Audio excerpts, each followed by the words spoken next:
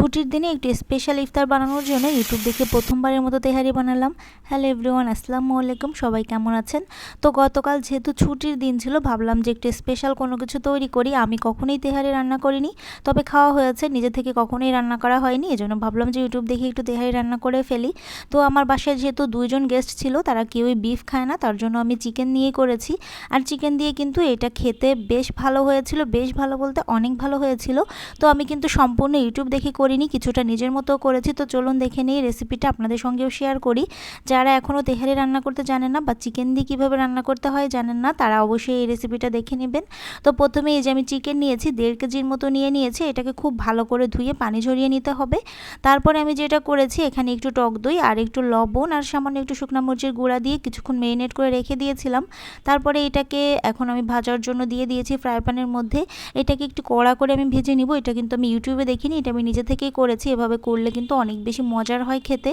আর আমি যেহেতু এখানে চিকেন দিয়ে করেছি, তাই ভাবলাম যে এটাকে একটু ভালো করে ভেজে নিই, তাহলে কিন্তু এটা একটু শক্ত হবে আর খেতে বেশ ভালো লাগবে। আর এই তেহারি মূলত বিফ দিয়ে রান্না করা হয়, চিকেন দিয়ে আসলে ওইভাবে তো তেহারি কখনো রান্না করা হয় না। তবে এটা কিন্তু খেতে অসাধারণ হয়েছিল। যদি আপনারা এভাবে তৈরি করেন তাহলে বুঝতে পারবেন এটা কতটা মজার হয়েছে।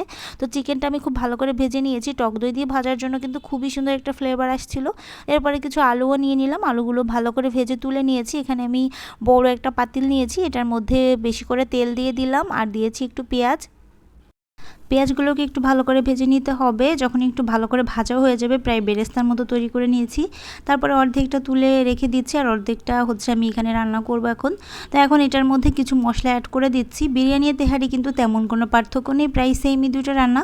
তবে কিছু কিছু জিনিস একটু আলাদা হয়ে থাকে, একটু মশলার পরিমাণ একটু কম থাকে তেহারির মধ্যে। তো এখানে আমি কিছু মশলা অ্যাড করে দিচ্ছি। এখানে আদা রসুন বাটা দিয়েছি আর একটু সামান্য জিরা গুঁড়া দিয়ে দিয়েছি। আর এখানে তেহারি মশলা দিয়ে দিব, এটা রাঁধুনি তেহারি মশলা ছিল। এটা 2 কেজি মাংসের জন্য ছিল। তো এখানে আমি অর্ধেকটা দিয়ে দিচ্ছি, যেহেতু আমি 1.5 কেজি নিয়েছি তাই পুরোটা দিয়ে নিই। তো এখন এটাকে খুব ভালো করে কষিয়ে নিতে হবে। টক দই দিয়ে দিলাম এখানে। তো টক দই পরিমাণ মতো দিয়ে দিয়েছি। সব কিছু দিয়ে খুব ভালো করে মিশিয়ে নিচ্ছি। এখানে শুকনো মরিচের গুঁড়া ব্যবহার করেছি খুবই সামান্য পরিমাণ। আগে যেহেতু আমি চিকেনের সঙ্গে একটু সামান্য দিয়েছিলাম, তাই খুবই অল্প দিব। তো এখন এখানে একটু টমেটো সস দিয়ে দিলাম। টমেটো সস দিলে কিন্তু খেতে অনেক বেশি ভালো হয়, ফ্লেভার খুবই সুন্দর আসে। আর 1 চামচের মতো চিনি দিয়েছি, চিনিটা অবশ্যই দিতে হবে। এরপরে দিয়ে দিলাম বেশি করে কাঁচামরিচ। এখন ভালো মতো করে মশলাটাকে কষিয়ে নিচ্ছি। মশলাটা কষানো শেষে এখানে আমি চিকেনগুলো দিয়ে দিচ্ছি আর যে ভেজে রাখা আলু ছিল এটাও দিয়ে দিচ্ছি। এখন ভালো করে মশলার সঙ্গে খুব সুন্দর করে এটাকে কষিয়ে নিচ্ছিলাম। আর এটা কিন্তু খুব ভালো করে কষাতে হবে। যেহেতু তেহারি রান্না করছি প্রথমবার, তাই খুবই ভালো করে রান্না করার ট্রাই করছি। যেহেতু প্রথমবার, যেন সব কিছু মানে পারফেক্ট হয়, সবাই যেন খেয়ে খুবই প্রশংসা করে, সেরকমই করছিলাম। তো এখন এখানে আমি পানি ব্যবহার করব না, পানির বদলে আমি লিকুইড দুধ দিয়ে দিচ্ছি। এখানে পানিও দেওয়া যায়, তবে দুধটা দিলে টেস্ট খুবই ভালো আসে, একদম পারফেক্ট হবে।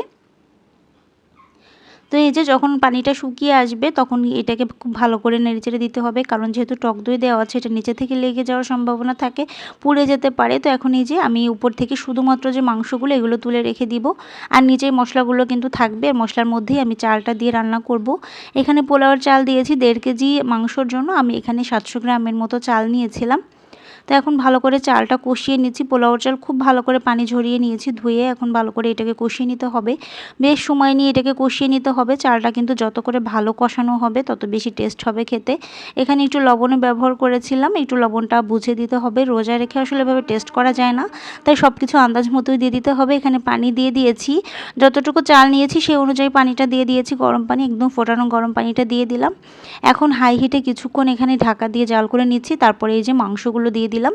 মাংসগুলো দেওয়ার পরে আমি পেঁয়াজ, বেরেস্তা, তারপর কাঁচামরিচ, একটু সামান্য ঘি সব কিছু দিয়েছি, একসাথে ভালো করে মিশিয়ে নিয়েছি একবারে। তারপরে এই যে এভাবে একদম ভারী একটা কিছু দিয়ে ঢাকা দিয়ে আমি একদম দমে রেখে দিয়েছি। চুলার আঁচটা একদম লোতে রেখেছি।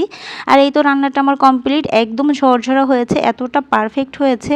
প্রথমবারেই এতটা পারফেক্ট হয়েছে, আমি তো ভাবতেই পারিনি এতটা পারফেক্ট হবে। আর খেতেও অসাধারণ ছিল, অনেক বেশি মজার ছিল এটা খেতে। গরুর মাংসের তেহারির থেকে কিন্তু এটা আরও বেশি মজার হয়েছিল। তো আজকের রেসিপিটা কেমন লাগলো অবশ্যই কমেন্টসে জানাবেন।